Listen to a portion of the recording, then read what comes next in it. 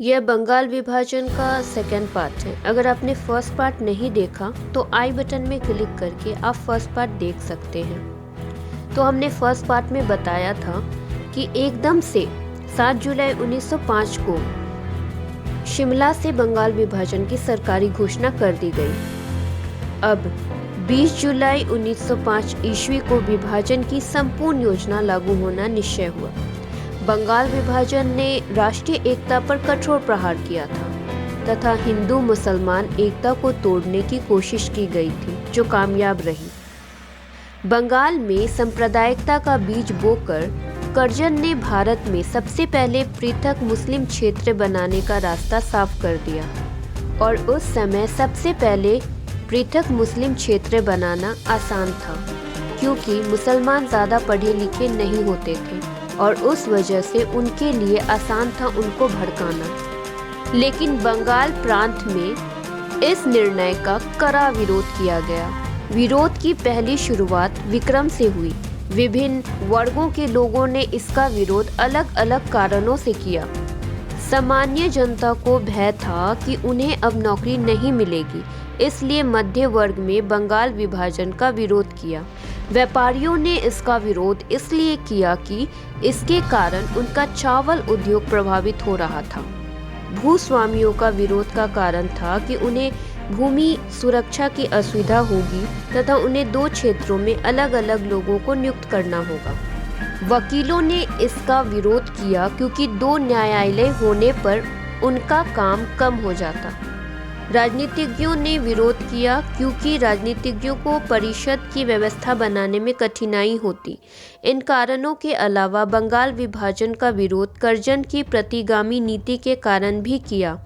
उसने एक निजी गोपनीय पत्र में 17 फरवरी 1904 को भारत सचिव को लिखा था कि यह बंगाली आपको एक राष्ट्र मानते हैं और वे उस समय का स्वप्न देख रहे हैं जब अंग्रेज यहाँ से निकाल दिए जा चुके होंगे और कोलकाता के राजभवन में एक बंगाली बाबू बैठा होगा।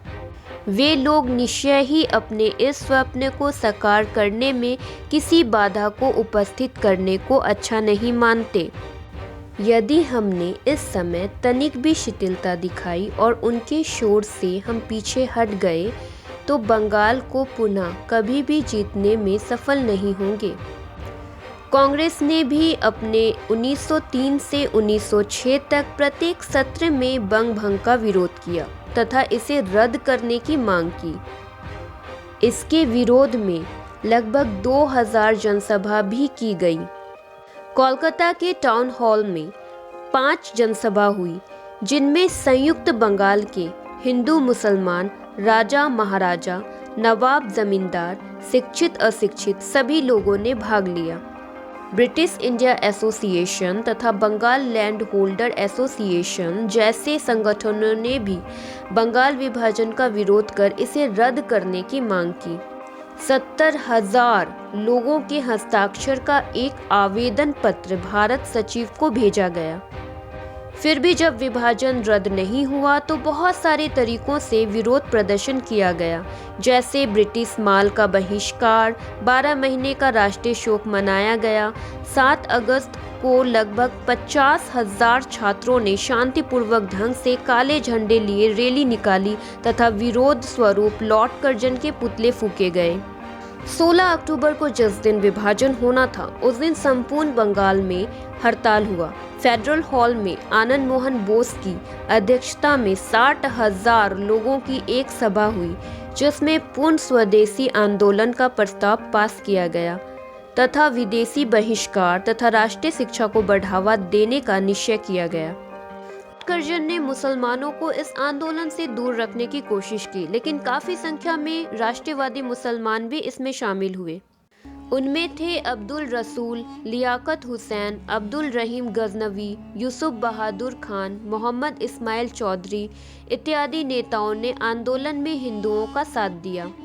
हालांकि बंगाल विभाजन 1911 ईस्वी में लॉर्ड हुडिंग द्वारा रद्द कर दिया गया, लेकिन अब हम यह जानेंगे कि बंगाल विभाजन से हम भारतीयों को क्या फायदा हुआ और क्या नुकसान हुआ। इस आंदोलन ने लोगों में राष्ट्रीय प्रेम, सांस्कृतिक मान्यता और भावनात्मक एकता को बढ़ावा दिया। इसमें जो आंदोलन हुए थे वह थे स्वदेशी आंदोलन, बहिष्कार आंदोलन तथा उग्रवादी आंदोलन।